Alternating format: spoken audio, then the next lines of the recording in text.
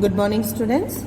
Let's move on to the next topic, that is types of friction. Friction can be categorized into three types, that is static friction, sliding friction and rolling friction. We'll study about them one by one. The first one is static friction. Now children, when we apply force on any body to make it move and it does not move, the force applied is balanced by the force of friction. So that means the force of friction is in static situation, or you can say that it is self-adjusting. So this kind of force is called as a static friction.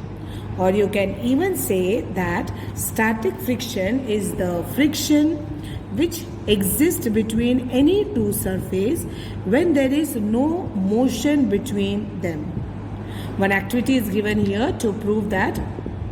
What you have to do is you have to take a rectangular wooden box, as you can see here in the figure, and it has got a hook on one of its side. You have to place this wooden box on a table and attach it with a spring balance. Now you have to apply a little force on the block by pulling the spring balance gently. Okay, very gently. So what will you notice? You will notice that the wooden block does not move and it remains at rest. What is happening? It is, you will see that the force of friction is there by the tabletop also. The table is also applying a force of friction. So that is why this wooden block is not moving. Now what you have to do? Again, you have to increase the force of the pull a little more. You increase the force of pull a little more, still the block will not move. That means what is happening? The force of friction has again increased. That is why it is not you are not able to pull the block. Then again, if you apply more force on that block, then it may move. The block may move. So you can say that this kind of force of friction is called as static friction when the object is not in motion, when the object is not moving. Static means to remain as it is when an object is not moving. So this kind of friction is called as static friction when you are not able to move a body. Okay. Then the next one is sliding friction, the second type. Now what you are doing, you are repeating the same activity. First, as I told you, first you were not able to move it. Okay. Now what is happening when you when you apply more force, when the force is increased, you will see that this wooden box will start sliding. Sliding means ghasitna. Okay, so you hear what is happening? The force of friction acting between the two surfaces when one of them slides over the another is called as sliding friction.